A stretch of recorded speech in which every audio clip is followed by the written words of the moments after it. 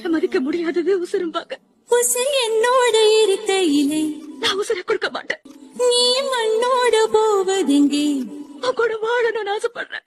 அடவும் சீவனில் நான் இல்லையா? கொல்ல வந்த மரணம் கூட குழம்பும் ஐயா.